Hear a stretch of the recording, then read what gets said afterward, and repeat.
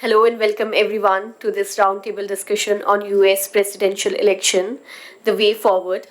I request all our panelists to take their seats. Uh, Professor Swaran Kumar Singh, Ambassador Arun Kumar Singh, Pramit Pal Chaudhuri, Ms. Simran Sodhi,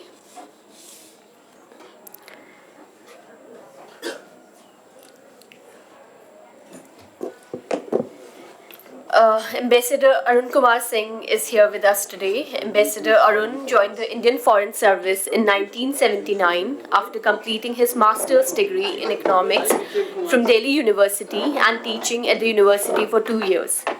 Ambassador Singh served at the Permanent Mission of India to the United Nations Office, New York, as counselor, and later he was ambassador to Israel, France, and United States from April 2015 to August 2016.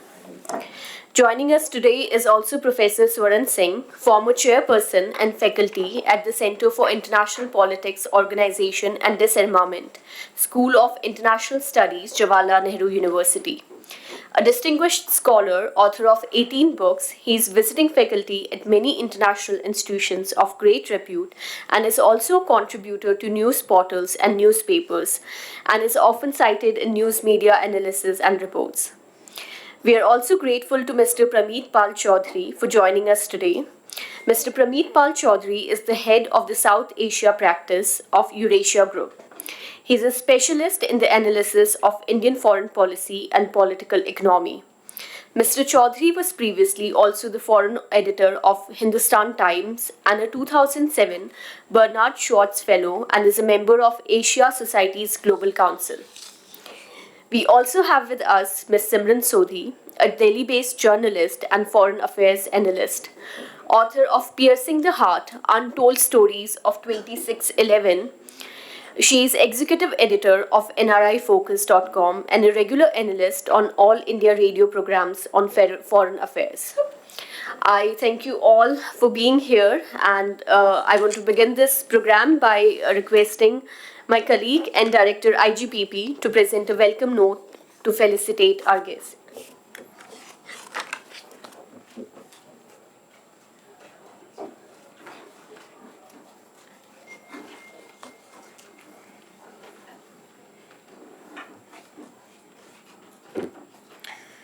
Good afternoon, everyone. It is a privilege to welcome you all to this crucial moment defining next few years of the world politics. Today, as the dust is still settling on the US presidential elections, we gather here with IGPP and NRI Focus to examine the trends and issues that have shaped the electoral outcome. The discussion will not only explore the key factors behind this landmark judgment, but also consider its implications for the US, India, and the global political landscape in the next few years, which are about to come. Today's gathering marks the culmination of a few months of dedication to our IGPP Expert Talks US Special Series. Through insightful dialogues with renowned scholars and experts, we have explored the many dimensions of these elections, from unique campaign events, such as the attempt on former President Trump's life, Joe Biden's unexpected withdrawal, Kamala Harris's historical candidacy, and Taylor Swift's surprising endorsement, to polarizing issues like abortion rights and the impact of deepfake technology. This election was indeed unlike any other, reflecting the changing dynamics of modern democracy in the age of new technology. I'm honored to welcome an exceptional panel of speakers who will be providing their expert analysis on the election's impact and its implications moving forward. I welcome all of you, and I give my thanks again to the panel to be present here. Thank you so much. Thank you, Dr. Manish Tiwari. well, I'm not going to go into details of why we need to talk about US election, because it's the powerhouse that US is. It's known to us all. We are going to dive right into the questions. And I want to begin with you, Mr. Pramit Pal Chaudhuri. Till yesterday, I think all the polls showed Kamala Harris and Donald Trump to be in a very tight race. But today, since the results started coming out, we did not see that tight race, and Donald Trump has been in a clear lead since the morning. What happened there? How did the media, the journalists got it all wrong? Well, as I was saying the other day, speaking to a group of Americans, I said one clear evidence is that American polling is now as bad as Indian polling. Indian polls have consistently gotten every election wrong this year. Not just wrong, every single poll has gotten them wrong, and this is now more broadly true in the United States. There's a separate question we can go into is what's going wrong with polling everywhere in the world, not just in India, the United States. But polls are now staggeringly useless in telling you what's going to happen in elections anymore. But I think the fundamental thing was pretty clear. We had Harris's weakness was males in minority groups. In black males, Latino males, to a lesser extent Asian males, we saw huge, by democratic standards, disquiet among them regarding Harris and a willingness to support Trump, even despite the fact that he was openly racist. Or as a young black man I saw being interviewed on TV in America said, all white people are racist. Trump is at least honest about it. But there was a fundamental problem with Harris being female. That was clearly part of it. But there's also the fact that among minority groups, especially Hispanics and blacks, the LGBTQ agenda, the transgender agenda, was getting incredible hostility. Homophobia among black Americans is the highest in any ethnic group in the country. Hispanics are conservative Catholics by background who are not pleased with a lot of this. So there was a lot of disquiet in this group. And across every poll, compared to Biden, Harris was lagging in every single male minority group in the country. And this included Arab Americans, Asian Americans, and so on. So this was her fundamental weakness, I would argue. The weakness for Trump was women, where you saw especially elderly white women in large numbers across the Midwest in big urban centers coming out strongly against him. Women tended to vote Democratic anyway, but they were particularly hostile to Trump on the issue, particularly of abortion. But overall, his character, he himself being in many ways the embodiment of a lot of misogyny over a very misogynistic culture. So you had a battle between these two groups, I would argue. Which one of them was going to win out was not at all clear. And since pollsters were proving to be extraordinarily bad at picking up these nuances, or trying to figure out how this would be reflected in what was effectively it really came down to just 2 or 3 states that have made the call, that decided this election. It proved impossible became somewhat silly when you listen to the Nate Silvers and the various other pollsters across America saying, oh, it's too close to call, it's 50-50. Then everybody's saying, well, why are we paying you? We just might as well just flip a coin because it comes to the same thing. But it was a very close election. I mean, I will see what the numbers are like, but remember, Biden won in the last election because of 45,000 votes made that call. He won swing states with just 10,000 votes. This election, we're probably going to get a similar figure, that less than 100,000 American voters decided this election because of the structure of the electoral college system. So I can get why it's difficult to call these. But these two fundamental problems in two different shifts, and I think the numbers, and you can already see world leaders, including Prime Minister Modi, are congratulating Trump on his victory. So that's pretty clear where that's gone. But if you look at a place like New York State, a pillar of the American Democratic Party, saw a 10% shift towards Trump. New Jersey, the Democrats seem to have won it by only a 6 percentage point difference. These are states that would never even been in play in the past. And you saw this massive shift in favor of Trump in these states. So you can just guess what's going to be coming out in across the Midwest and places like North Carolina and Pennsylvania. But in this, I think Trump, we'll see the numbers, but I think it's pretty clear. Trump got huge female support, especially among white women, but that was not enough to compensate for the drop in minority support that Harris suffered. All said, there seems to be a very gendered angle to this election that continues to remain. And when we began the election, the campaign was all said to be about women's rights and women's reproductive rights. Professor Swaran Singh, do you think that maybe women did not rally behind Kamala Harris as much as they were supposed to? Did they betray her cause? Or were there other issues other than women's rights that took eminence? Let me begin by thanking Manish and Simran and to both IGPP and NRI Focus teams. I think many people believed this was a historic opportunity for United States to see the first woman and colored women occupying presidency. And in that sense, the generic imagination about US society, if one has to look at the larger picture, is still inability to accept that as a possibility of making a woman take over the presidency of United States. We remember Donald Trump had likewise also won against Hillary Clinton.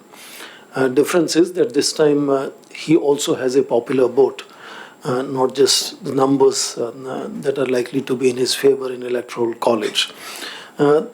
Also, by the same insinuation is the response. There were 10 states in the United States where, along with these elections, which has president, vice president, and the House of Representatives and several gubernatorial positions in line, also 10 states were having referendum on this right to abortion. And I think several states, as the indications are, have not favored that. So in that sense, I think it's a kind of strange picture where the leading nation shows such enormous sense of not being ready yet to allow a woman to become the first president. Of course, that's not the only reason. There are several reasons now why President Trump is getting a second term now. First of all, increasingly elections around the world have become driven by events rather than engagements. And they are spectacles rather than conversations, invariably focusing on personality rather than on issues, invariably caricaturing. And in that, I think in the global picture of democracies having high shrill, high octane speeches during elections, Donald Trump has kind of been on the lead in that sense. There's a recently published book called The Rise and Fall of Neoliberal Order by Gary Gerstel, which talks about 2016 election of Donald Trump initiating the end of the new liberal order in that sense. And we see that almost all major Western nations are focusing on protectionism, which is not just limited to economic imaginations, but even in terms of United States reluctance to deploy armed forces abroad and provide political leadership to the world. So there's an inward-looking kind of imagination that one visualizes from these elections. They also became unusually interesting because of high focus on security. There was assassination attempts, but much more fear of what if Donald Trump was, or is, if I can still use that, is to lose that election. You would see that American media have had articles talking about possibility of a second civil war. So the paranoia of that kind led to all kinds of arrangements from, even getting sharpshooters ready, or even election staff being trained in terms of de-escalation, how to deal with disruption by hoodlums, how to report crime if it happens, and so on. Even businesses were trying to protect themselves by fencing their properties. And that perhaps made Donald Trump, during the time he was casting his vote, say that he does not believe in violence, which many people thought was simply to sway the on-the-fence voters instead of really making a serious commitment. That question is becoming much less relevant. And third, also the kind of money spent in these elections. So what I'm saying is, when you say why Kamala Harris couldn't become president, it's not simply conservatism on issues of gender mainstreaming. I think together two candidates raised about, I think, $4.2 billion. Kamala Harris is supposed to have raised much more money, about 3.2 or 2.3 billion dollars, and she spent about 1.9. So enormous amount of money, and bulk of that money going to advertisements. Bulk of that money has gone into advertisements. So elections are more like spectacle to sway emotions. So if there was last time this whole narrative of building the wall and Mexico to pay for it, this time it was phone calls and end of war in Ukraine and West Asia. That kind of high-octane intoxication is what makes the voters unable perhaps to look at real issues and respond to the real issues, whether it is the increasing polarization or inflation and other issues like abortion rights and so on. Those issues seem to become less significant. For example, last 2 weeks we saw suddenly this issue of democracy under threat and becoming much more visible than the economic issues of deceleration and so on.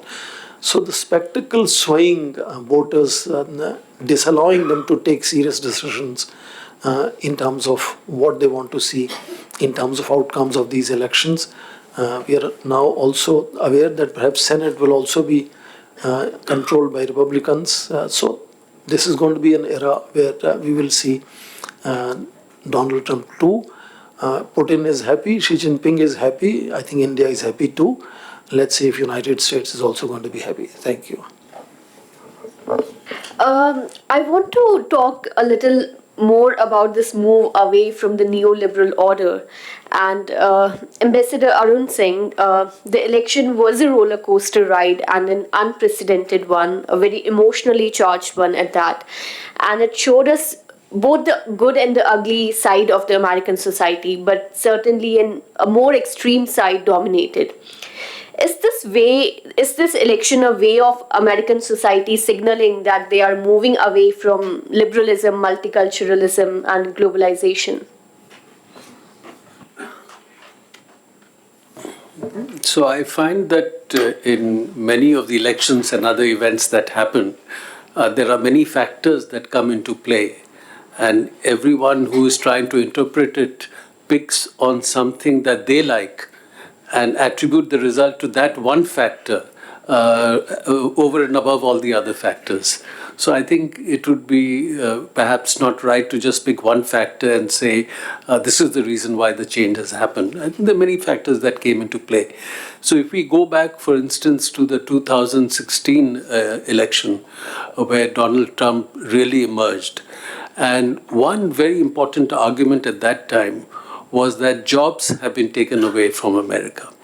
And jobs have been taken away under the phase of globalization that was pursued earlier by both Democratic and Republican administrations in the US. Bill Clinton happened in that phase when we entered into the phase of, after the dissolution of the Soviet Union, the unipolar phase in global affairs.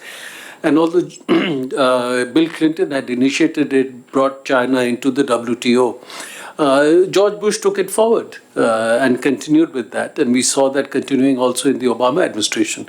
So as a result of this, overall US GDP had grown till we saw the shock of 2008, the financial shock. The elite in the US had clearly benefited. And again, from the reports that had come out, top 1% of the US was making 40% of the income and had 40% of the wealth.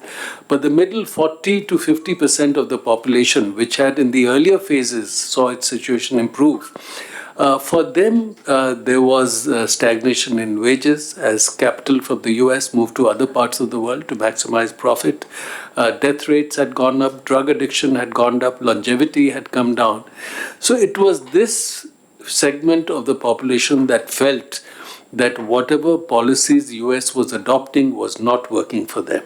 And then Trump came with this message that the elite is ignoring you, they're not taking care of your concerns, and I will step in and take care of your concern and address the challenges that you have faced. So that continues to be a dominating phase, because even if you see in this election, among the issues that came to the fore, and despite the fact that, as Professor Swaran mentioned, it was a historical candidacy. A woman, an African American woman, a South Asian American woman, an Indian American woman. So despite that, many segments, as Pramit also mentioned, did not vote along ethnic lines or consideration of voting for another minority candidates. So the issues that came into play, one was the economy. So obviously whatever had happened earlier, and there were attempts to revive the economy, and in the Biden-Harris administration, you saw the Chips and Science Act, the Infrastructure Act, the Inflation Reduction Act, through which determined effort was made to bring manufacturing back into the US, including in high technology areas. And large number of announcements were made, for example, about investment in semiconductors. But these things take time. And therefore the kind of job creation, income generation that was happening was not what the population wanted. And again, in some of the latest analysis that has come out, in large parts of the US, the population saw that over the past 4 years, their wages had risen less than the rise in prices. Therefore, their real income had come down. There was another study done by a Harvard professor which said that somebody born in 1980 saw that their children would have a better life. But somebody born 10 years later are seeing that the children would have a worse life than they had economically. So I think all these factors have come into play. More than 70% of Americans said that they feel that the country is headed in the wrong direction, despite whatever has happened. And part of the challenge for Kamala Harris was that she was implicated in the decisions of the current administration, even though, as we know, it's not the vice president that plays a major role in decision making, it's the president. The vice president is really on the sidelines normally. But because of the manner in which her candidacy had come forward, she could not distance herself from Joe Biden or the Biden-Harris administration, and therefore implicated in that. So because of all these reasons, and then on the issue of immigration, there was a sense that the Democrats are not as strong as Republicans, and or as Donald Trump potentially. And immigration was becoming an issue when the economic situation was difficult. So these were some of the factors at play, aside from the factors that Pramit and Professor Swaran Singh also mentioned. But to put it into an overarching theoretical framework, we can decide what interpretation we want to give it. Thank you.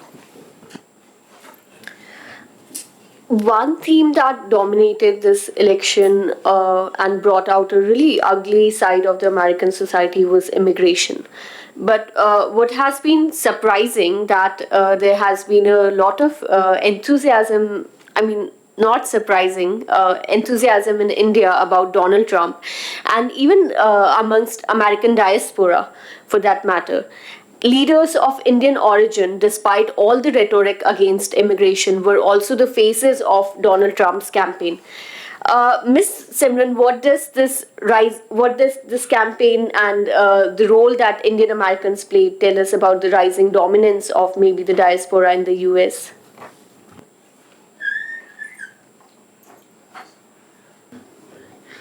So, I think in India we got a little excited and carried away when Kamala Harris stepped forward to be the Democrat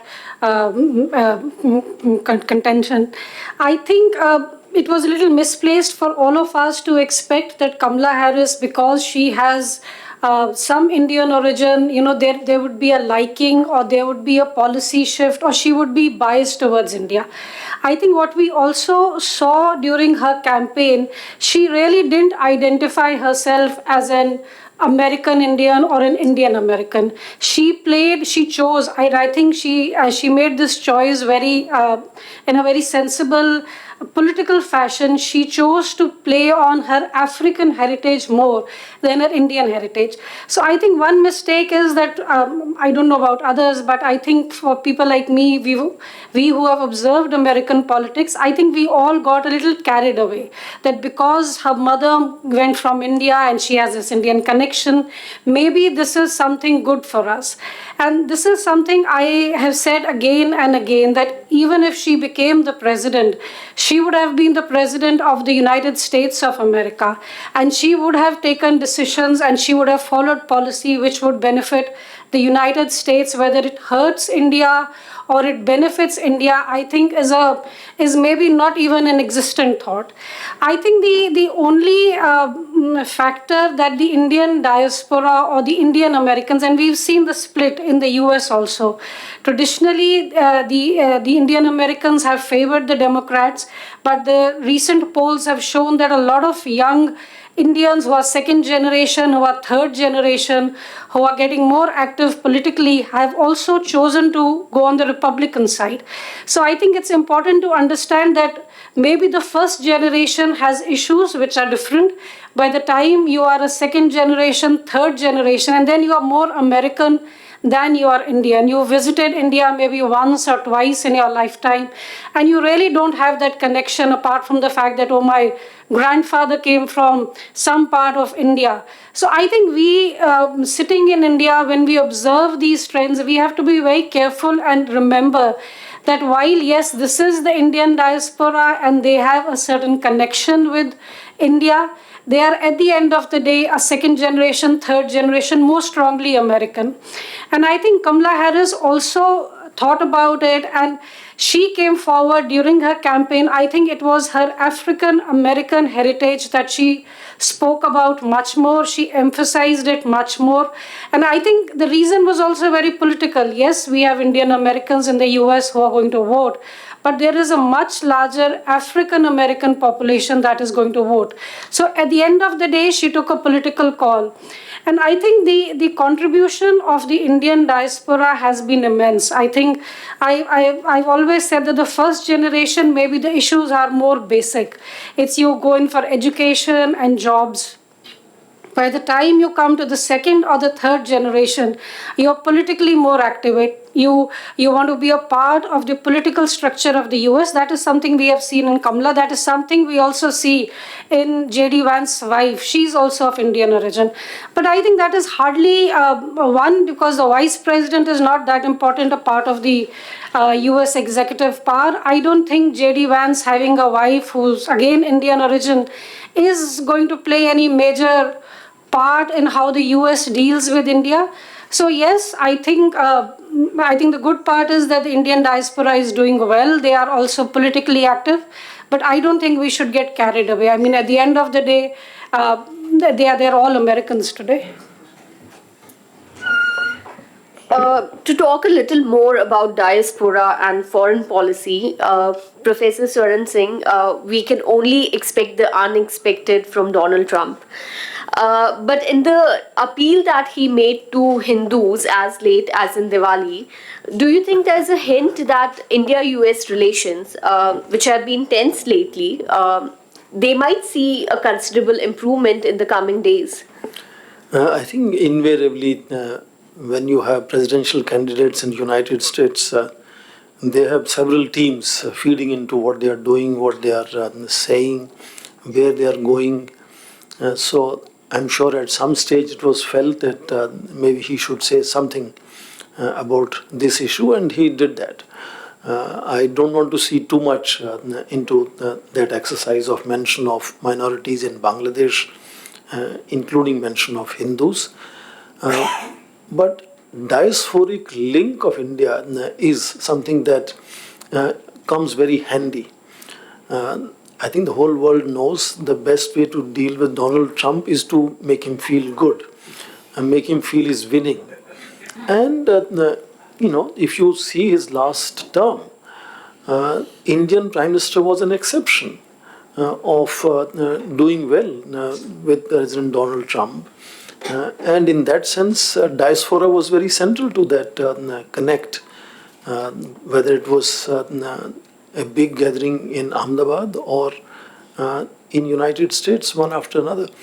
So diasporic link is going to be useful for India in engaging with the Trump administration. And when it comes to wife of Vice President Vance, I understand they're all Americans, but their understanding of everyday life may be slightly better, and therefore their capacity to appreciate our indulgences, or if you allow me, not surveillance, I'm now slipping the word, being subservient in that sense, will be better appreciated if someone of Indian origin is part of the establishment there.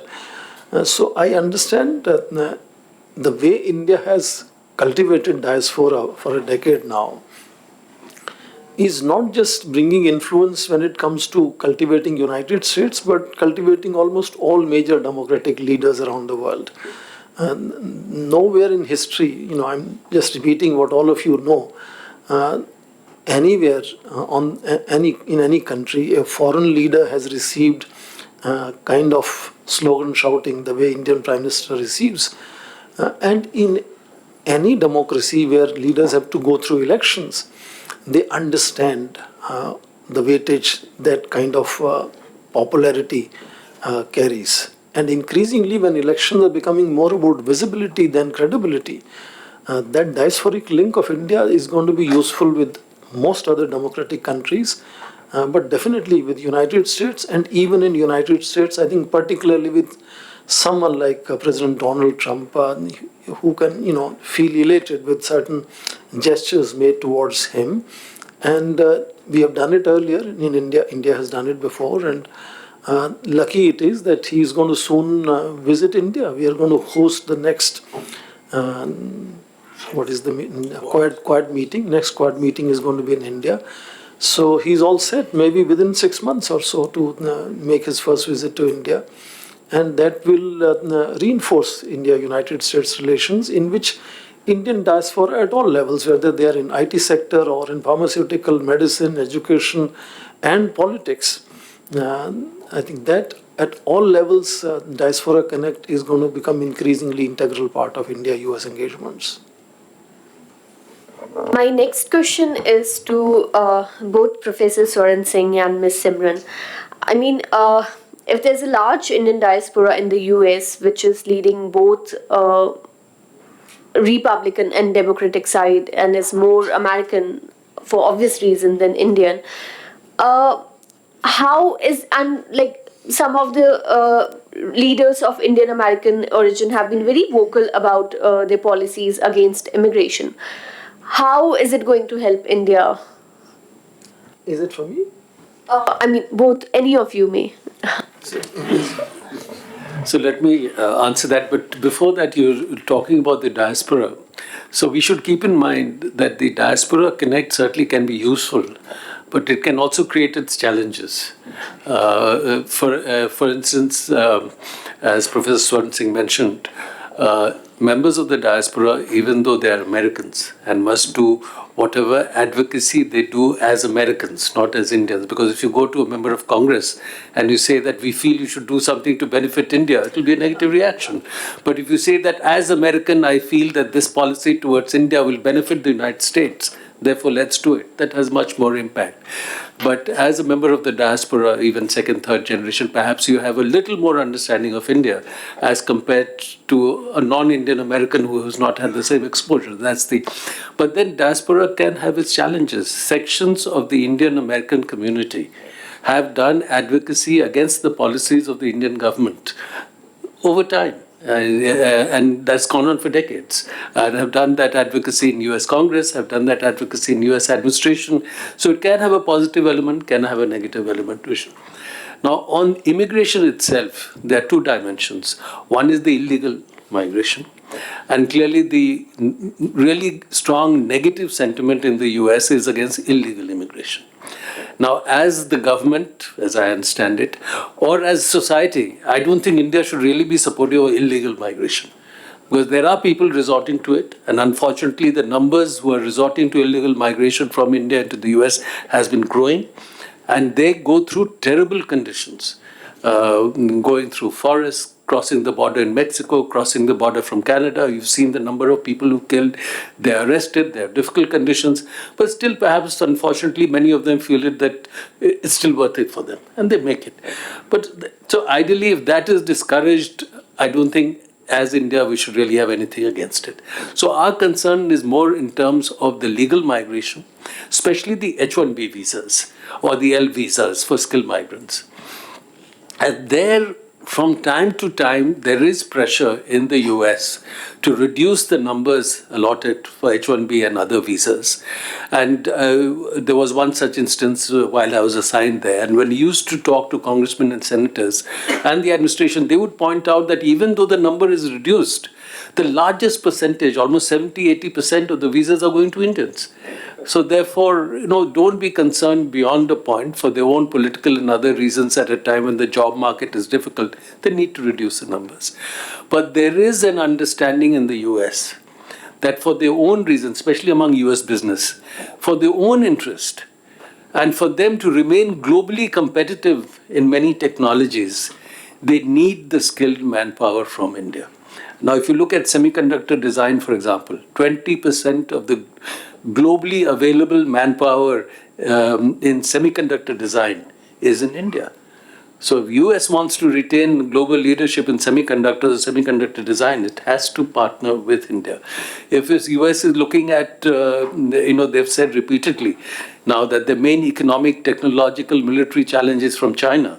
So if they want to stay ahead in technology from China, a country of 1.4 billion people, where else do you have a country of 1.4 billion people with skilled manpower available to work on these technologies? And as a flip side of that, the other phenomenon that is happening and picking up is this phenomenon of the global capability centers. Today, there are 1,700 global capability centers in India. They are doing cutting-edge R&D and technology development work for US and Western multinationals. 60% of these capability centers belong to US companies. And in fact, one of them said that the latest semiconductor design emerged out of India. So, and the number is expected to increase. So given all this, I believe that as far as skilled and legal migration is concerned, we should not be worried. That will be sustained. There will be political pressures from time to time, but that will be sustained because it is in US interest. And of course, it works well for India. Let me add something. Just one small addition. Yeah. I think when we talk of H-1B visas or any kind of employment that Indians seek in the US, I think one factor we have to also remember is that there has been a rise in hate crimes in the US against Indians. And I think the danger with Trump coming back as president, and I think it's a huge danger, is leaders like Trump are also very openly what we used to call pro being, the supremacist, the white it makes immigrants very uncomfortable. People who are not of a certain color very uncomfortable. So I think when we talk of immigration, it is a little away from just having an H-1B visa to go and work there. Also, on the H-1B visa, the spouse visa used to be H-4, on which a work visa was not allowed by the Republicans. If I'm not mistaken, it is Barack Obama who became the president, and he changed that and he said, okay, H-4, spouse visa, you can work. So traditionally, the Democrats have been much more understanding, more accepting of India and the conditions of immigrants, not just Indians. So I think the danger is when we speak of immigration, visa is one part, work is one part. But I think the attitudes are also very important, and that is something which will remain a concern, in my opinion, during Trump 2.0, which I think we are likely to see. Let me say, this is a part of the larger polarization debate in which there are all kinds of divisions that are becoming much more critical fault lines in making life difficult for many people, not just people of Indian origin. That's one. Second, your question as to why several Indian leaders are echoing that sentiment of anti-immigrants. When I was young, there was a famous book by a sociologist, M.N. Srinivas, Modernization of Indian Tradition, that spoke about Sanskritization.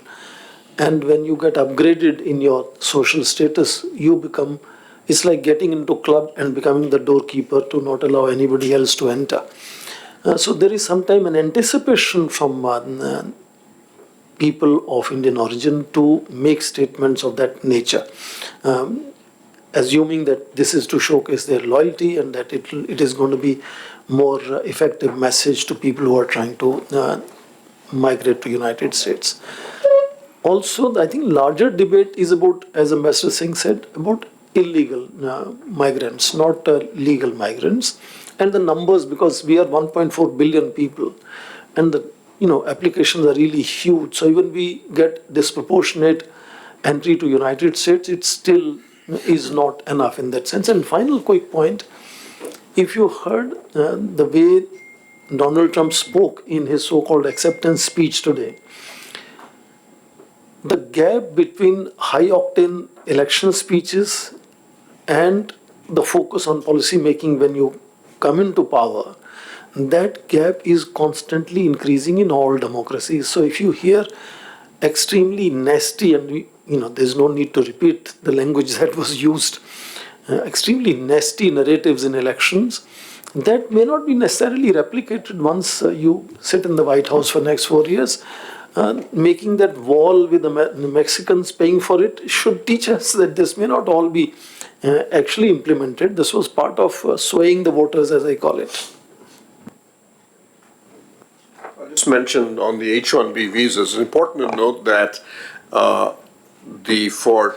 under present rules, if you are a high-end STEM graduate, and if you are, let's say, a synthetic biologist, an AI, LLM writer, and so on, you are outside quota. So you will automatically get an H-1B visa, which does not have to fulfill a national quota system. And that's part of this battle for global talent that's already breaking out. So I know of cases of people who've gone in, Indian students who've gone in and applied, and the visa officer just says, okay, that technology is high-end, it's critical and emerging. You get your H-1B on the spot, 15 minutes.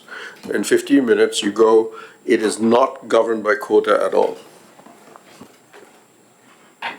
Let's shift our focus from India to the global order. Ambassador Arun Kumar Singh, how hopeful are you with the Trump presidency for a more stable global order? We saw that in Donald Trump's last term, the US opted out of the Paris Climate Accord, the nuclear deal with Iran, transatlantic trade and investment treaty, and he has already signaled that he isn't invested in the Ukraine conflict the same way Biden administration was. Do you think he might follow suit again with a more protectionist and isolationist policy? So if you saw his speech today that Professor Swaran Singh was speaking about, one of the things he said was no new wars. that there were no wars during my 4 years except the fight against ISIS. Now no new wars. So that's one dimension. So given what he said earlier and given what happened in Trump 1.0, there are a few things one can expect and a few things it's difficult to visualize which way it will go. On the Russia-Ukraine conflict, I think Trump will have the political capital, if he wants, to bring the active phase of the conflict to an end. He has been less adversarial towards Russia compared to the Biden-Harris administration. He has been less sympathetic to the Ukrainian leadership. So I don't think they can resolve the issue, but at least the active phase of the conflict. And I think from India's point of view, that certainly be helpful, because if that happens, then India's own economic, political, defense relationship with Russia will not come under the same adversarial gaze from the US and West. So that's one dimension. I don't think we can quite anticipate what will happen in West Asia, because Israel perceives that Donald Trump, at least Prime Minister Netanyahu, perceives that Donald Trump will be far more supportive of him than the Biden-Harris administration had been, which was quite supportive. Trump has himself said recently that Netanyahu should go ahead and do what he wants. In Trump 1.0, he moved the US embassy from Tel Aviv to Jerusalem, which previous administration had not done. He unilaterally recognized Israeli sovereignty over the Golan Heights. So he was very, very supportive of Israel. So given that, my sense is that Israel would not see itself as coming under any pressure from a Trump administration in terms of whatever they may be doing in Gaza or Lebanon, except their own capacity to sustain conflict beyond a certain length of time, because the Israeli economy is taking a hit. It's a country of 7 million people. If more than 400,000 have been mobilized and reservists have been mobilized, the economy and the high-tech economy will take a hit. So they have to figure out how long they want to sustain it. I think Iran will come under more pressure. How does that impact the Israel-Iran dynamic? We'll have to see. How does that impact the Iran-Arab countries dynamic, where they were trying to build some kind of a working relationship? We'll have to see. It was Trump that had got the Abraham Accords going in 2020. Now, given the new situation with the conflict in Gaza and Lebanon, can elements of that be revived? We don't know. So I think how the conflict will play out in West Asia will be uncertain, except beyond saying that at least in the initial phase, Israel and Prime Minister Netanyahu will see Trump as more supportive than Biden had been. Now that takes us to the third major theater of conflict, which is China. And there, if you remember, it was the Trump administration, as distinct from the Clinton team, which had called China a strategic partner. Bush had called China a strategic competitor, but had not done very much because they were preoccupied with post-9/11 activity in Afghanistan. The Obama administration was confused.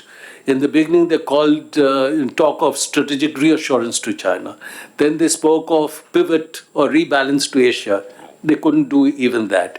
It was Trump that came forward in his national security strategy, national defense strategy, clearly saying that China is the main economic, technological, military competitor for the US. And then you saw these moves towards technology restrictions, towards tariffs, and the Biden administration had continued with that.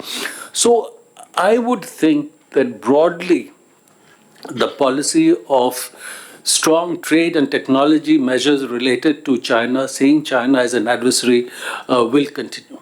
And it was Trump that had revived the Quad.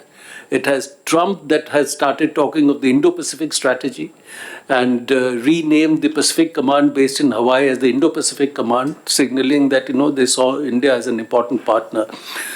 But if Trump is showing a more accommodative feature in Europe, he'll have to show a harder posture somewhere else, because the US population wants to see a strong leader. And then China will provide him that theater to at least publicly project a tough posture. But that having been said, as we saw in Trump 1.0 and also as came out in the writings of many people who worked with him, including his national security advisors, Bolton and McMaster, completely erratic and unpredictable in his decision-making. takes one decision now, then somebody else speaks to him, changes the decision. And despite the strong posture on China, in 2019, he met President Xi and said to him that if you buy more farm produce from Midwest states, I'll change my policy towards China. In January 2020, he did a limited phase 1 trade agreement with China, which the Chinese didn't implement. And then it very strange sight of a US president signing an agreement with a visiting Chinese vice prime minister, which is very unusual, but obviously he was looking for some political gain. Then he criticized Pakistan in his South Asia strategy in July 2017. In January 2018, he tweeted that we must stop all aid to Pakistan, they've hoodwinked us. And in 2019, he invites Imran Khan to the White House because he wanted help from Pakistan in terms of dialogue with the Taliban. And there he says that I'm ready to mediate on Kashmir, and that the Indian Prime Minister has asked me to mediate on Kashmir, and there's no truth in that. And the Indian Foreign Minister had to make a speech in Parliament that there's no truth what the President said. So here's a President of a major country not conditioned by facts in terms of policy articulation he's doing. So there will be certain policies that we can expect, but we should be prepared for certain element of an erratic, unpredictable behavior in his decision-making. Professor Swaran Singh, your thought? I agree with what Ambassador Singh is saying. Fundamentally, we will see more unpredictability, more whimsical, more volatility. And if you want to look at how Russia or China are looking at that possibility, they think it's going to be good for them because that kind of leadership of the liberal world order is going to gradually create more dissensions. And we saw during his last term also within US friends and allies. I did mention India was an exception, but also very cautious. And if that happens, the G7 cohesion or G7 efficacy in leading the world could become increasingly vulnerable. We are already seeing, we have a diplomat from Turkey sitting here. A NATO member is trying to join BRICS. ASEAN countries are trying to join BRICS as well. So that kind of drift is, as the Chinese see themselves, if you read their media, is going to be good for China to use that window to cultivate all these multiple friends of United States and allies of United States. This has already been gradually happening. Many of them are, if not directly, indirectly partners of China's Belt and Road Initiative without calling it so.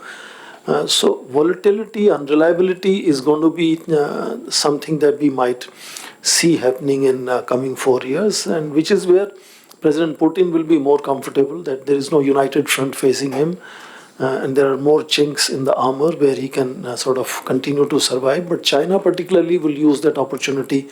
It had already during the last term become the flag bearer of globalization, free trade and so on. And it even now raises slogan of democracy.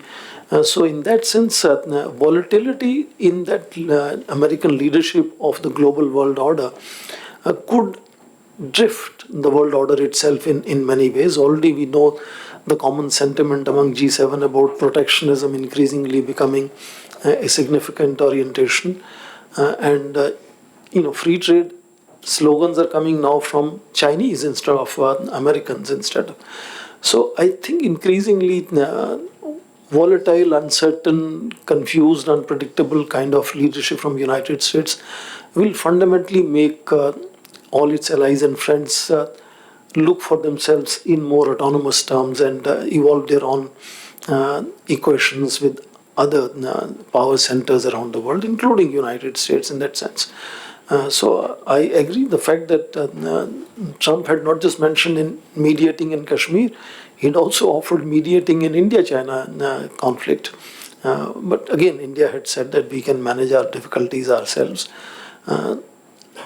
Fundamentally, question here is what is going to happen to United States and its own institutions, its own social fabric, its politics, which might see a much bigger churn than the global world order, because global world order has several other stakeholders, several other powers that will use that opportunity to take over the leadership in many areas. India has already become leader in many areas. China is a leader in many areas. In that sense, I think it's a greater impact that US people at home are going to face rather than the world at large is going to face. World is also, this whole discussion that Joseph Nye talks about diffusion of power, that it's not decline of United States, it's diffusion of power. Over time, more and more states will share greater responsibilities and power and opportunities and so on. And in that diffusion, several other actors are going to become much more significant players in determining the trends around the world. I had one follow-up question to anyone from the panelists who might want to answer. That, while leaders can move away from their campaign slogans and the rhetoric against immigration or people or communities and say that that was only for campaign, do you think that, or what we say in India, that it was only a jumla, but do you think that people would also be, people who would understand that it was just for campaign purposes, or the American society is deeply polarized at the moment over the question of gender, race, class?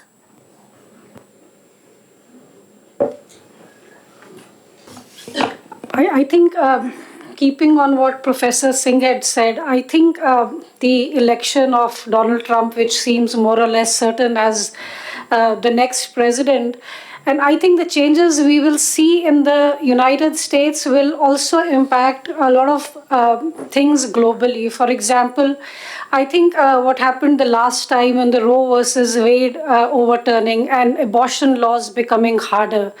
And I think many countries, many people in the world, in this liberal world order for a very long time, we have looked at the US as setting the example or as being the leader as far as the liberal thought was concerned. So in Trump's first term, many of us felt that the US was actually going back. The rights which women have over their bodies and the policies that were put in place where abortion was a legal right. And the US then saying that, no, this is not the case. I think that is not a setback just for the US, it is a setback for women globally. I also feel that politics aside, Kamala Harris not becoming the president of the US is also somewhere a significant look inside the American psyche, where I will stick my neck out and say it still remains a very conservative society which is unable to accept a woman as its president. And we have countries like India, Sri Lanka, even Pakistan, where we have had women prime ministers. So I think if I can call it unfortunate, I think one of the unfortunate outcomes of Trump 2.0 will be a rollback in women's rights. It will be a rollback on liberal thought. And we will see more chaos. I think we will see more confusion. And we will see a lot of pomp and show. But I think the world will lose in substance, especially when it comes to liberal thought. We have looked at the US Supreme Court, for example, for some stunning judgments. And I think all that is going to roll back. So I feel this is going to be one of the unfortunate outcomes. I'll just say, I actually don't think American elections will have much impact on the rest of the world on those issues. Modi represents a right-wing government. He has passed India's first transgender rights law. His government has supported the decriminalization of homosexuality. He has extended abortion rights. And he is, by the BJP, in fact, polling in India is very clear that if you are a BJP supporter, you are more concerned about climate than if you are a left liberal. So the right wing of India is very clearly, distinctly different from what the United States has. The Tory party of England, the right-wing party, has now chosen two people of color in succession, an Indian and now an African, as their leader. They have had three 3 prime ministers who are female. The Labour Party has never had a leader of color, has never had a female prime minister, and it is theoretically the Liberal Party of England. So it's very hard to draw these conclusions that what happens in America will necessarily translate into other parts of the world. There may be a sense of legitimization for certain organizations, and I think what we will definitely see, but that I don't think is necessarily because of America. It is partly, I think, a consequence of developments largely dealing around unemployment problems across the Western world, but even in India. Immigration, anti-immigrant sentiment has been on the rise everywhere. And that will spread. I think in many ways America has been a bit late to the story. In many ways, Europe has led that story, and that will continue to be an issue. But it's, I think, hard to say. I would say, but the globalization of these type of ideas is increasingly no longer the case. If anything, I think there's a fragmentation across the world about these ideas, and you're starting to see what is left and what is right is increasingly a bit murky to determine. You have to really look at the policies, and the origins of those policies are almost purely domestic.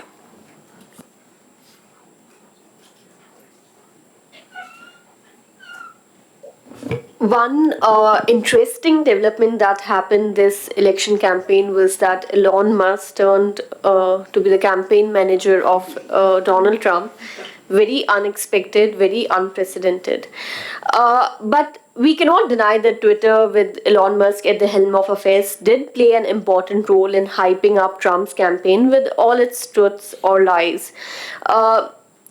Media houses certainly seem to have suffered. They got the polls wrong, they got the issues wrong. Mr. Pramit, is it the end of legacy media houses for good or bad? I think legacy media houses died quite some time ago, speaking as a person who worked in legacy media houses for 35 years. No, I mean, social media is now clearly dominant. I mean, it's just the simple economics of how it works. You saw this first in the West, it's now spread to India. Print media lost its advertising revenue to TV. TV now has lost all of it to social media. So if you are Google, you are Meta, these are the institutions that now get almost all of the media advertisement. So automatically all other forms of media are drying up. And that's basically now what we're seeing, I think, across the world. The only real shift you're seeing is that different parts of the world have different social media constructs. So China will not allow any Western media groups in. India, for example, will not allow any Chinese media, social media groups in its area, but that's the only real difference we're starting to see. You were talking about polling. One of the consequences, and it's interesting to see whether there's a link, social media has resulted in, I think almost every study seems to indicate, people listening only to people who have the same ideas as themselves. There's been a huge fragmentation of people talking basically to only the people who talk like themselves. So the net result is you don't know what the other side is thinking, or you have a very bizarre idea of what is going on, and your thoughts are self-reinforced. It's both on the left and the right. And as a consequence, even the media organizations that exist, there was a nice study done, I think, on the Washington Post and the New York Times editorial pages, and they said they largely support what would be called a woke concept of culture and values. The problem is only 8% of Americans necessarily subscribe to this. So in effect, the Washington Post, New York Times are talking to only 8% of the population and arguing with each other, and the rest of the 92% are paying absolutely no attention to what they're saying. And the same thing is true on the right, where you have a similar ecosystem. As a consequence, though, it seems to be, and I'll be curious, and I'm waiting to see if there are studies making that link, is also the consequences that polling is dying. It doesn't make any sense. People don't want to talk to polls. So what is interesting in this election, and if you look at the percentage of polling response, so in 2012, 12% of Americans on average would respond to polls. So if a surveyor came to them or rang them up, 12% would respond. In this election, the number is between 0.5% and 1% bother to respond. So if you are a pollster, 99% of the population is saying, I have no interest in talking to you. So your numbers are done based on this tiny fragment of 0.5% of the population who probably just loudmouths and just want to talk, who don't necessarily reflect anything of what's going on and may not even bother to vote. This is a problem that is now spreading globally, which means that I was joking with a friend of mine as a pollster. I said, you might as well just give up your job because you now have absolutely no basis for existence. So polling is now, we don't have, it's not as bad as in India yet, but if again, you've noticed there was a study recently showed that the number of Indians refusing to respond to government surveys has doubled in the past 15 years. So we don't actually know the figure for political polling. And I would suspect, and I'd say I don't know the direct link, this is partly fits in with this larger problem that people don't talk to other people on the other side of the aisle anymore, except if they're members of the same family, I suppose. But other than that, that's not happening. And as a consequence, polling is now collapsing because you're not really getting any sense of what other people, you're getting now this fragmentation of different narratives. And the problem with narratives fundamentally as they harden, Daniel Kahneman, the Nobel Prize-winning economist, famously wrote that people don't change their mind because of facts. They change their mind because of narratives. In other words, the human mind is neurologically designed to think in terms of stories. And once a story is fixed, which is exactly what's happening now thanks to social media and this fragmentation, it's almost impossible to change. It has to either be an incredible traumatic crisis of some variety or failure of policy, a war, a famine or something that forces that change. But otherwise, it just coasts on quite on its own and people are extremely good at just ignoring facts that say that this narrative is wrong. Can we agree that it's not just maybe the loud-mouthed people, but people who are good with technology who are driving opinion at the moment? I just want to have this follow-up question, like, what role do you think technology will play in the coming days? Not the campaign has passed, but in this era of post-truth Trump presidency, do you think that what would be the future of politics with tweets being written out like every second, and will that be the driver of policies now? I'll talk about technology, but I'll take a slightly different angle on that, which is, I think, at the heart of geopolitics today. We were talking about the Quad, and we'll talk about, there's a whole set, the TTC with the European Union, for example, that India, Japan have. We have an India, Korea, US technology triangle.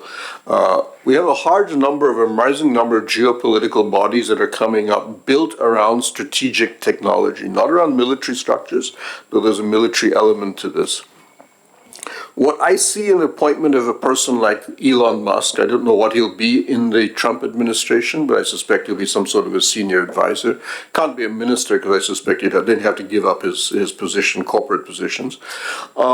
Is the rise of a new group of technological policy advisors who will take a look at this in a large degree of geopolitical context, which is who dominates, and I would argue this is really the heart of the Quad, which is what the 4 Quad governments agree on, is that China's game is not about military domination in the way that, let's say, a Russia does. It is about technological domination, i.e., how did America become a superpower and how did it retain that superpower position? It was, by the Chinese analysis, because America dominated technology. And from that derives its economic strength and its military capacity, even its soft power. So all that China has to do is replicate that. And at the same time, luckily for China, there is an enormous shift in technological developments taking place, whether it's green hydrogen, semiconductors, AI, quantum computing, synthetic biology, goes on and on. And all we have to do is be the world leaders in this. And then automatically, we don't even have to fight. We just automatically become the world's #1 power. And the Quad country, the Quad is a response to this, saying, no, actually, we are nervous about China, and we are not prepared to allow this to happen. And to some degree, the European Union, in a much more fragmented fashion, is doing the same thing. The CHIPS Act and the various acts that America has passed under Biden, and to some degree the promotion of the Quad under Trump before him, is all about a slowly redefining of American geopolitics around the issue of who dominates strategic technology and the supply chains associated with that. And this is why the liberal world order is falling apart, because that has nothing to do with the liberal world order. In fact, quite the opposite. It has to fragment a lot of the liberal world order, which was designed in a very different structure. The point is, China is doing the same thing. Decoupling is taking place, or de-risking is taking place on both sides. And then on top of that, a lot of governments big enough, like even Russia or India, are saying, within that, we also want to maintain a certain degree of national capacity. For example, semiconductor chips. Everybody wants to build semiconductor chips. I mean, a lot of them, no idea how they're doing it, but they're spending billions building chips. So everybody wants to do it. So you're going to see this enormous fragmentation, but on top of that, you're going to see a larger geopolitical division over supply chains and strategic technology.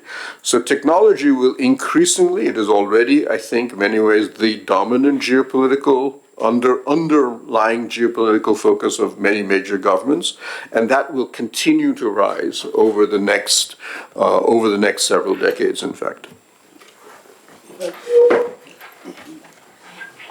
If I could just make a point there, that traditionally, the way US society and politics is structured, individual businesses have played a major role in US politics, and there is a very well-structured system for their making contributions and other things. Some time ago, the US Supreme Court allowed parallel support structures to be set up. So long as it didn't coordinate directly with the campaigns, then there was no limits to the amount of fund they could bring to the campaign. And therefore, the role of people with wealth, the role of businesses in influencing politics got enhanced. Now, in this phenomenon that you mentioned of Elon Musk, we see taken at another level of a technology leader, a business leader, a person of wealth, playing a very direct and visible role in politics. Now, there are certain dangers there for the US itself, and at some stage, I don't rule out that there will be some kind of a pushback on this. For example, if you just look at Starlinks, Elon Musk used Starlinks to enable Ukraine to have connectivity to push back against Russian efforts in the beginning. And then after a while, he didn't want to do that anymore because he wanted Russia to be accommodated in some way. So here was one individual and his business and technology strength trying to enable influence on policy. Elon Musk, came to India, then cancelled a visit, went to China, and announced major investment in China.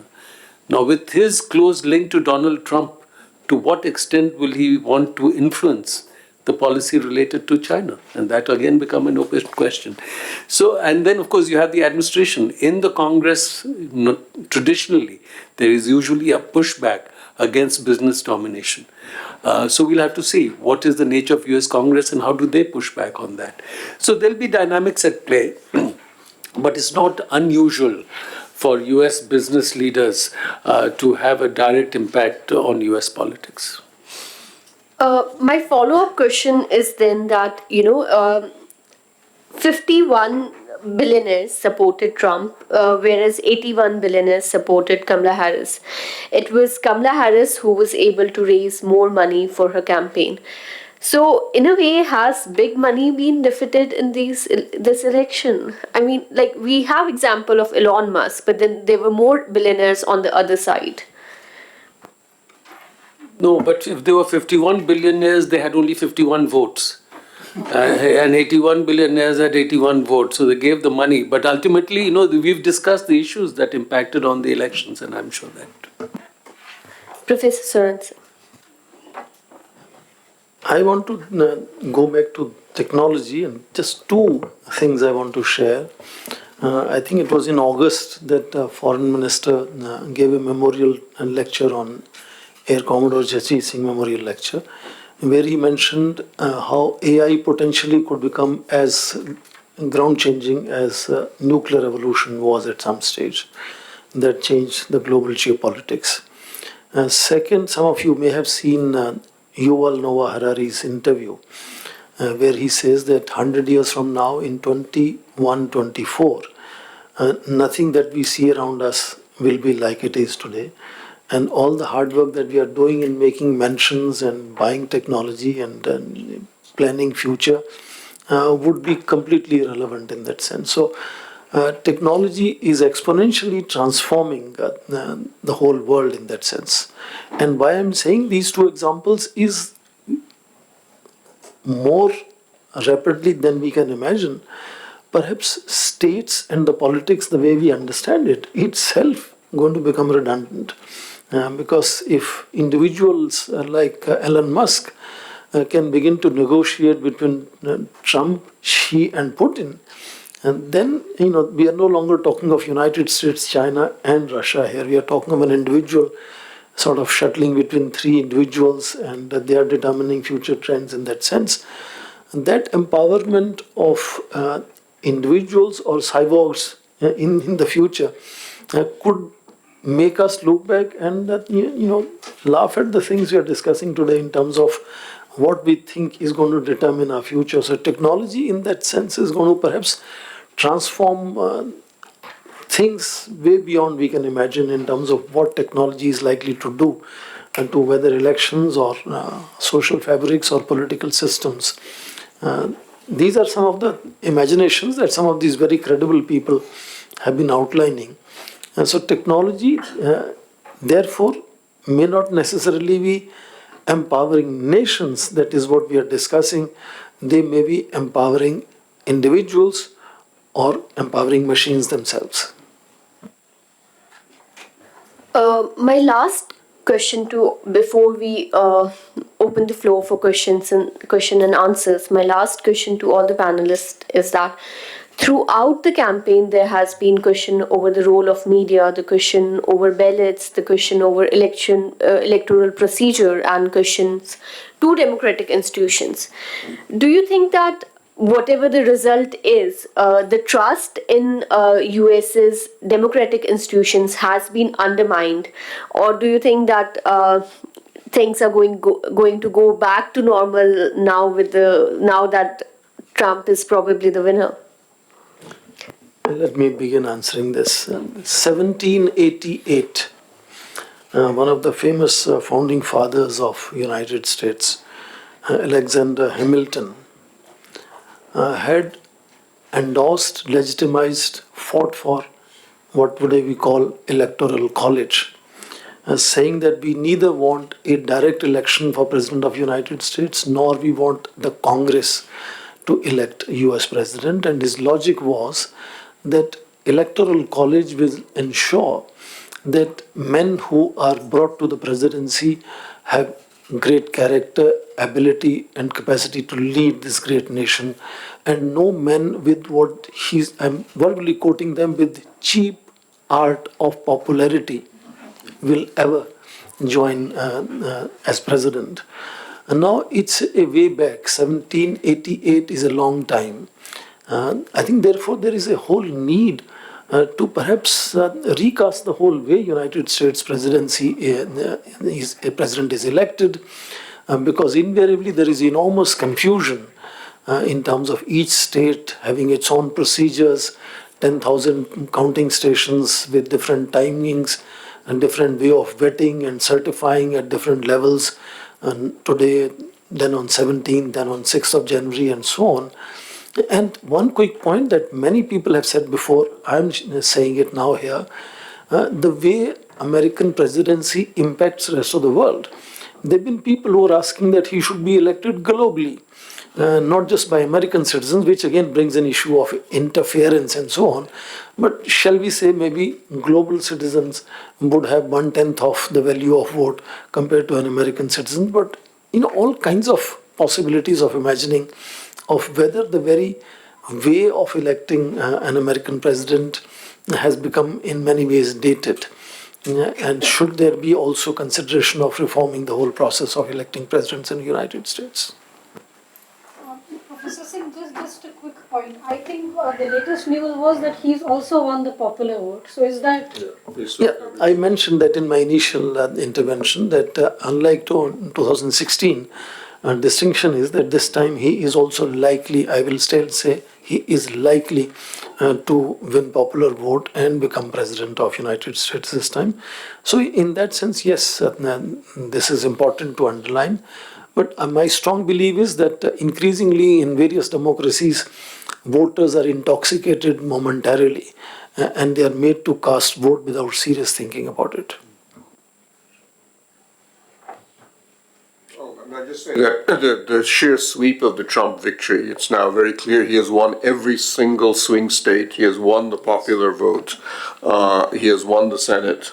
The House is still in play, but he has also kept a hold of the majority of governorships. So this is a Republican wave, because normally the Democrats at least always win the popular vote. And so there's really no question. Nobody's going to question this election. It's the sheer size of Trump's victory is simply impossible for anybody to challenge, and there won't be any challenge to this. Trump bizarrely will probably come out and say there was still rigging. I should have won more. That's what he did last time he won, but that will be only him. But the real damage to the American institutions was more about January 6th, the insurrection that took place in which a sitting president was calling upon an insurrection against his own government. And of course the battles that we saw in going back to the Bush-Al Gore battle in Florida and so on. Those are the issues, and to some degree a lot of the states have tried to correct some of those issues. But yeah, partly because of polarization and so on and so forth, we will continue to see this battle or these type of strange legal, or a lot of sort of local elections, state elections keep going back to the courts to make a final call, simply because of the somewhat informal nature of the way America conducts its election. Constitutional amendments have probably, however, taken a major crisis because they're extraordinarily difficult in the United States. But I'll just add on the Electoral College, while Hamilton did make that argument, the underlying reason for it was slavery, that the southern states had population, but a large chunk of that population did not have votes. So the southern states wanted to maintain the seats in so you had a situation with the southern states that if they had gone by popular votes, they were certain to lose every election because so many of their own people are disenfranchised. So they wanted to have a voting structure which reflected the population of the states, but not the popular vote strength of the states, which is why the Electoral College was designed to keep the Union together because of the need to preserve slavery. Just a quick thought on media. I think, since I'm also a part of the media, I think we need to reflect on our own role. I think The Economist came out and endorsed Kamala Harris. We had Washington Post, Jeff Bezos just not wanting to get into this. The LA Times owner not wanting to get into this. The New York Times, again, very supportive of Kamala Harris. So my own sense is that maybe we in the media need to listen to people outside and not have this, as Pramit was saying, a conversation, it seems, among ourselves. Because The Economist coming out, endorsing her, the New York Times also to some extent a very biased coverage where Trump is the bad guy and Kamala is the good person. So I think it's time for the traditional media maybe to take a look at where we are going. Ambassador Arun Singh, any final remarks? So just one thought on this. Challenges to the election system in the US and its credibility will keep appearing from time to time. This time, of course, different because the person who would have called the results into question has won. So it's because because the set of now in US governance there are three institutions. So you have the administration, you have the Congress, and you have the Supreme Court. Between them, they have broadly worked to ensure that power continues to vest in the set of people or communities that have dominated US for a long time. But the composition of US society and population is changing. So they are constantly trying to change the rules and regulations so that they continue to hold power and the rules, and that it gets impacted to the minimum extent possible, if at all, by the enlarging composition of the US population. And so as a result of that, this battle will continue, and from time to time, if this group loses an election, it will be calling into question whether people who actually voted were entitled to vote, not entitled to vote, the rules of voting, to make it difficult for them to vote. So the battle will continue. Thank you, sir. We now open the floor for questions, if there are any. Yes.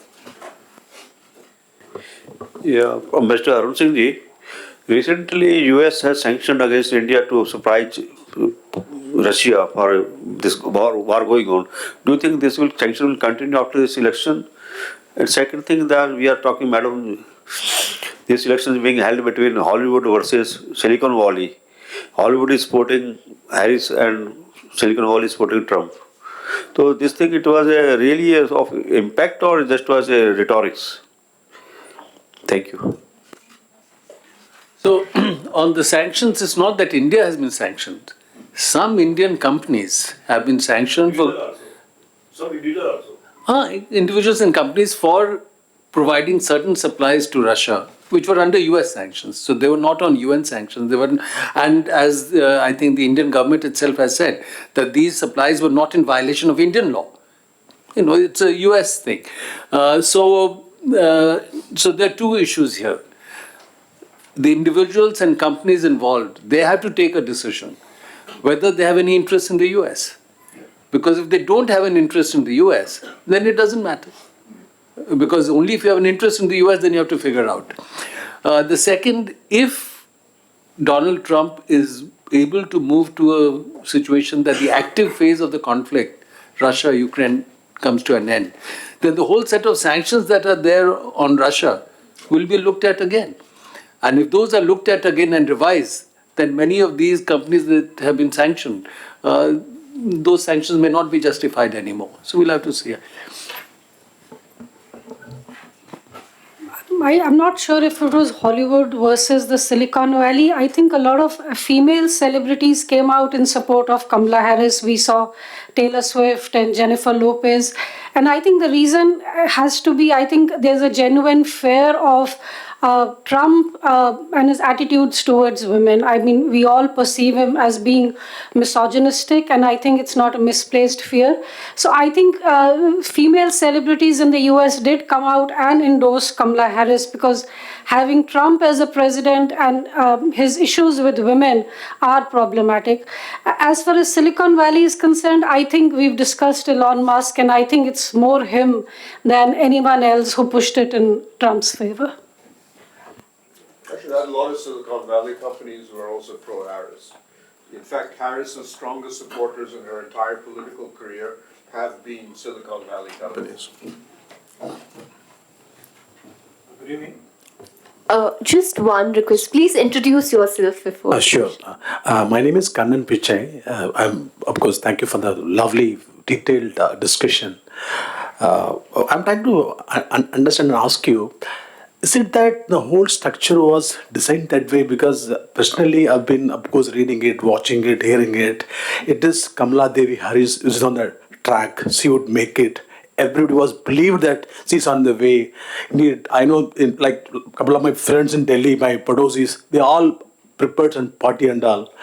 In their own way, India ke ladki aane wale hain, wo aane wale hain. But why suddenly things are such a way that, clear-cut victory for Donald?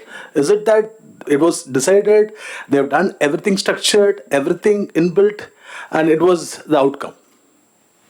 I'm trying to understand, it was a structured, planned, well planned like stuff. I'm not saying that. See, I'm not saying that. By whom? Yeah, here, what I'm trying to say that the whole theory of, like the whole process, media outlets, pollsters, they're out of action altogether, like every time. But it's somehow, it's not even mismatch. Clear cut victory for someone. So I'm not able to understand that perspective. I mean, I'll just say that I don't. Like my company, we do also political forecasting for a lot of our clients, and we had actually given it to Trump. So we had spoken to. We have over 1,000 multinational corporations that are our clients, and I didn't do it. We have a political team in America, and they said we give it 55-45 to Trump. So I don't think that was considered a surprise for us. And I would argue that a fairly large number of pollsters and political analysts had assumed, not necessarily that the size of the victory, that was a bit of a surprise. And that continues to be, I think, a problem now in elections anyway. But I would be surprised to say, if you were to say that everybody was forecasting a Harris victory. That was not my impression at all. Let me quickly say three things in maybe 30 seconds. First, till about few hours back, before we started this conversation here, most television channels were talking about neck to neck, Kante ka takkar and all that. So this has obviously made many people believe, yes, Kamala stands a chance. Second, as Pramit said, we are all living in our own bubbles now. We are only talking to ourselves or people of our kind or like-minded people, as we say. And so everybody is happy-go-lucky within that bubble, and obviously. And the third, obviously, all the polls, or surveys are being completely dishonored now because they give you very different imagination or insinuations or projections, and results happen very different. You remember last election in Haryana? Thank you. You were like, 400 bar kind of stuff. Thank you so much, both of you. Thank you so much. I appreciate it. Thank you. Yeah, Swaran Singh ji, recently we had a very bad relationship with Canada. It's just like a Pakistan. And do you think it is because of USA? Because their 5 eyes are there and inputs is from USA only. Sir, I always say this is not a bad relation between Canada and India. It's a bad relation between Prime Minister Trudeau and India. And the discredit has increasingly been going to him, the way he's conducting this whole exercise of making public speeches, talking to media, using all kinds of language and so on. What it means to Canadian social and political fabric is what we should be concerned about. What it implies for Quebec, which also wants to separate from Canada, if you want to create that kind of scenario of giving freedoms to people. So I think more than India and Canada, this has serious repercussions for his own legacy, his own political career, for future of Liberal Party. Large number of his own ministers are in media. Some of them are beginning to use foul language against him. It defies my understanding why this is happening. A lot of people also believe his father, Pierre Elliott Trudeau, was also likewise, favorable to some of these elements and was difficult for India. So whether it is in his DNA or it is in his some kind of myopic thinking, we have no idea. It defies any logic for me. I'll just say that it has not affected the economic relationship at all. Canadian exports, the trade between India and Canada has continued to grow. Canada is one of the largest sources of investment in India from the Western world, $75 billion. And in fact, next month, a Canadian trade delegation is coming to India, completely unconcerned about what's happening in the political relationship. And I know of 2 Canadian pension funds who are sending teams to invest more in Canada in the next 2 months. But sir, 1.3 lakh people are being asked to leave by 31st December. The people who are working there in tech side, they are asked to leave Canada.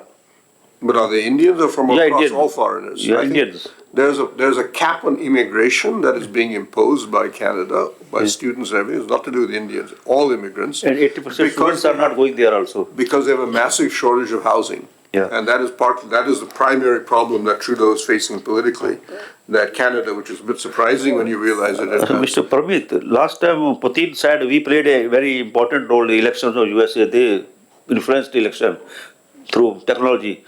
Do you think they are playing some role now also, Putin? Helping. Putin? No, I don't think he's involved in this. Something? The Ukrainian population in Canada is actually quite large, so I think the opposite is true. We'll move for the next question. Thank you. A very good evening. I'm Piyush. I am a PhD candidate at Center for Indo-Pacific Studies, Jawaharlal Nehru University. At the outset, I would like to thank the panel for such an enlightening discussion and the IGPP for organizing this. I have two questions. First is that although India enjoys the bipartisan support in the Indo-US relationship, especially foreign policy relationship, but Trump has been very vocal regarding, for example, the trade practices of India. So what continuities and changes can we anticipate in the upcoming days with the Trump presidency? And the second is, in the Trump 1.0 regime, we saw it was the West, especially the European countries, which had some troubled relationship with the Trump's doctrine, especially regarding NATO and the regional security architecture. One of the ideas that was also propagated was to have a European regional security architecture. So how is it going to affect the European, given the Russia-Ukraine war? And so how is it going to affect the European dynamics, the regional security architecture dynamics? Thank you. I think those are both very important questions. First, on the European dynamic. For a long time, there's been talk in Europe of having some kind of an independent security structure, defense mechanism. And France is among the countries that has spoken about it more and more. US, by and large, has been very clear that they don't want any such thing. Because if there were an independent or autonomous European structure, that would reduce US influence in Europe. So they've not been wanting it. So that has been the approach. Now, of course, Trump signaled differently that the European countries are misusing, exploiting the US, not making enough contribution in terms of their defense expenditure. So it had, this stabilized the situation a bit, but within the administration, there were enough people who were supportive of NATO. And therefore, that arrangement broadly continued. Now here, if Trump moves to end the current active phase of the conflict in the Russia-Ukraine situation, we'll have to watch what is the reaction in Europe. What is the reaction in Germany to this? What is the reaction in France? What is the reaction among the East European countries, Poland, Czech Republic, the Baltic countries, who are very worried that if Russia is accommodated in some way, then this is not the end of the story. They may come under pressure from Russia later. So if US is seen as accommodating Russia, if US is seen as being less invested in Europe, how does Europe respond to that? So that will become an open question. It will not be an easy thing to address because there are a lot of divisions within Europe. Who will provide the leadership? Now, for a long time, including, for example, when I served in Europe 7 to 8 years ago, Germany was providing the lead. Angela Merkel was seen as the tallest leader in Europe. Germany was the strongest country in Europe. Now that situation has vanished. The German government is divided. Germany has taken a hit economically because of what's happening with Russia. So who will provide that leadership? Who will put Europe together? I think these will become challenges, and we'll have to see. We'll have to see how it evolves. There's no clear path forward. In terms of question on trade, I think, as we had discussed, one can expect that India will come under some pressure from Trump on trade-related issues.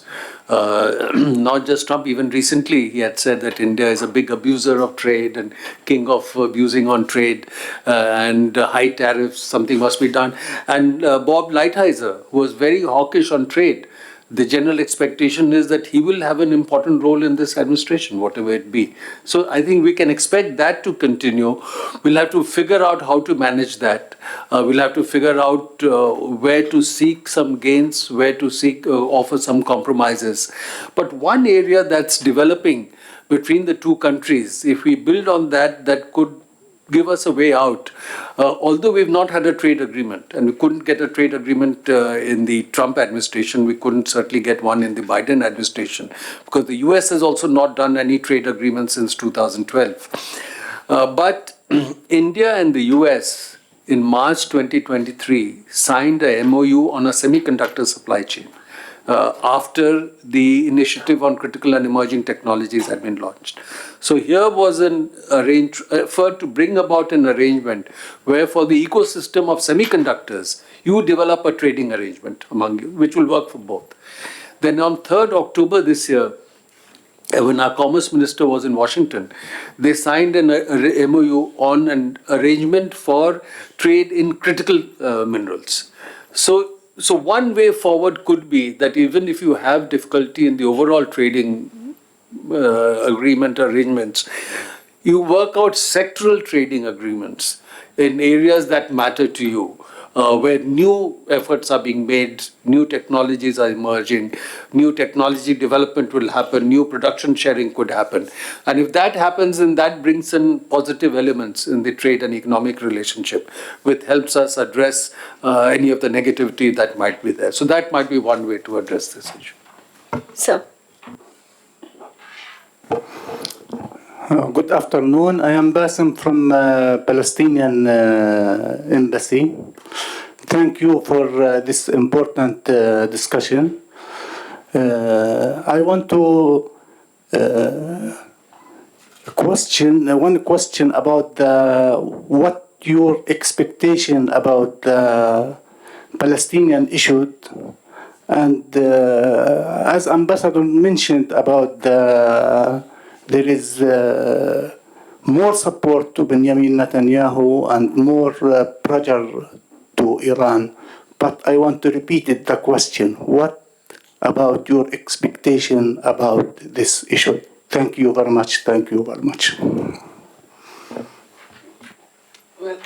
So I presume the question is related to how will the Trump administration address this issue? Harris is lost, so you're talking about the Trump administration. He's winning, so yeah. So I am talking about the result. yeah, so there if you saw in Trump 1.0, they said that they have a plan to resolve the Palestinian issue. And Jared Kushner came out with something. It was not really a plan to resolve the issue. So I don't think, from whatever one can see, as of now, in Trump or the team around him, there is a specific effort to find a resolution to the Israel-Palestine issue. So I think that's something that Arab countries need to address. So I remember talking to some senior US officials at one time that if US is not in a position to take the issue forward because of its own compulsions related to policy on Israel, and it's impacted also by US domestic politics, then what is the way forward? And their sense was that the Arab countries will need to step forward at some stage and try to generate an environment around which there can be forward movement on the Palestinian issue. So perhaps that's the only way. I'll just add on that. Trump, and partly because of his son-in-law was involved in creating it, is very proud of the Abraham Accords. He sees that as one of his great accomplishments. So we will probably see some degree of interest in him in reviving or ensuring the Abraham Accord survives. Saudi Arabia has made it clear that the Abraham Accords cannot go forward without the resurrection of a Palestinian peace process. So the question really, and in many ways, if there is any Arab country that has influence on Trump, it's Saudi Arabia. So the question is, can those two be linked together under Trump at some point or another? That's, I think, the real issue. But one thing is clear, that nobody is supportive of Iran. So Iran has no friends in Washington at all. So they can't be part of that story. But Saudi Arabia, if there's any country that could play that role, it would be Saudi Arabia. Yes, sir.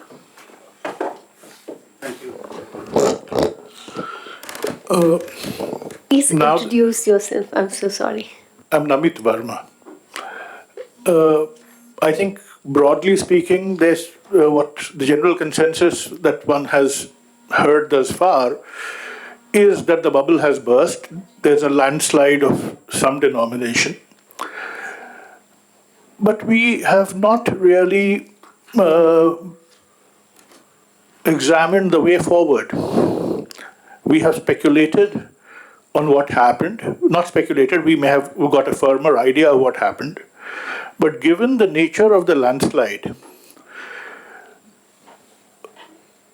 the way forward, for instance, for us, for India, and the many parameters which are changing. For example, what my friend here mentioned was vis-a-vis Palestine. The present the definite shift expected from the present administration's conduct, especially vis-a-vis Iran. The present administration has been repeatedly talking about diffusing or preventing a war with Iran. And President Trump, in his campaign, had categorically said, ask Israel to go ahead and finish the job, in exactly those words. So, if the present administration was in talks with Iran, whether through Qatar or directly through some of its other agencies, as has been suggested, the outage of these details should create some kind of a mega storm in the United States as well. And similarly, as far as the, I think Mr. Chaudhuri mentioned the 𝐔𝐒 connection. So, and the fact that Saudi Arabia is now talking about relief for Palestine. That situation was also created by this administration because of their being upset by MBS reneging on the renewal of the 74 petrodollar agreement. So a lot of these issues, these conflicting issues are going to come up, and that is going to affect Indian and BRICS foreign policy in our attempts to check the consistent American exploitation. So vis-a-vis all these issues, what is the way forward for the world and for India?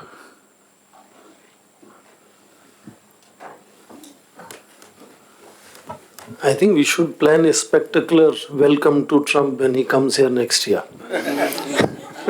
And the fact that our Prime Minister failed to meet him despite him going public saying that my friend Narendra Modi has come to meet me. That is, I think, something that I thought was a very wise decision.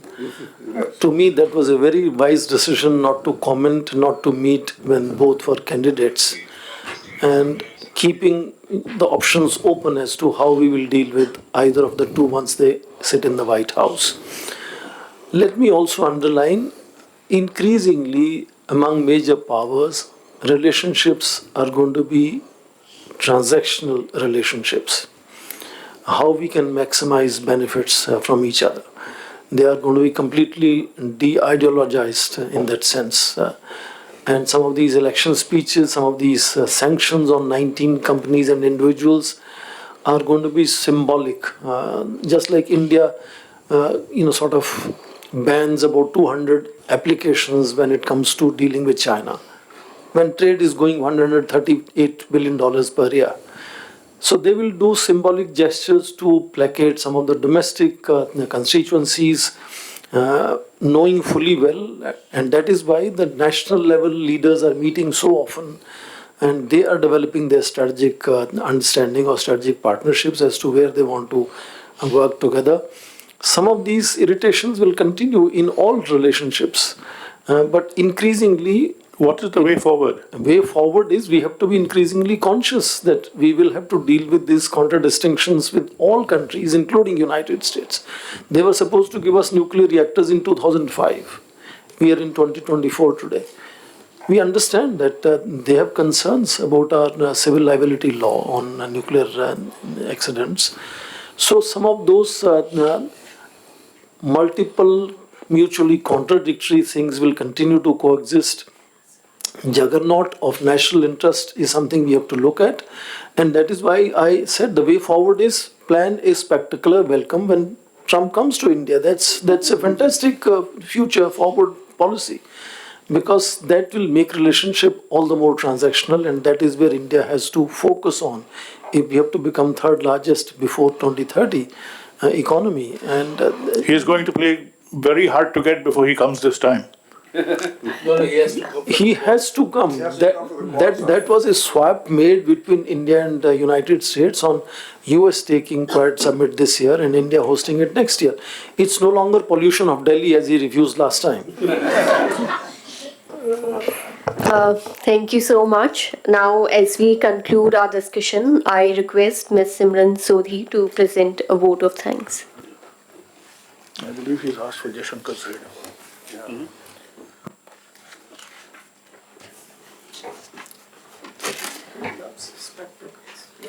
Ladies and gentlemen, this has been a very insightful discussion. We've had an excellent panel, and we've discussed the results which are still coming in, but more or less we see Donald Trump heading towards a second presidency.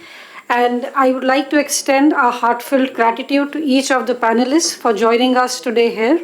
First and foremost, Ambassador Arun Kumar Singh, Professor Swaran Singh, and Mr. Pramit Pal Chaudhuri for being here and sharing your valuable insights with us. And your perspective has helped us understand the world and the issues better. Also, my big thanks to Heena Goswami, who is the host of our IGPP Expert Talks, US Special Series. Thank you for the wonderful series that you have done, and we conclude it here today, and we look forward to more such discussions. I would also like to thank Dr. Manish Tiwari for getting this collaboration between IGPP and NRI Focus together. Thank you, Dr. Tiwari. A big thanks to the team at IGPP and NRI Focus for their commitment, for their hard work in bringing all this together. This has been a fantastic journey with everyone together. And last but not the least, a big thanks to the audience, without whom this discussion would not have been as exciting and as enlightening as it has been. Thank you to all our speakers and our partners, and we look forward to more such discussions. May I now request Madam Poonam to please give a small token of gratitude and our heartfelt appreciation to the panelists. Thank you.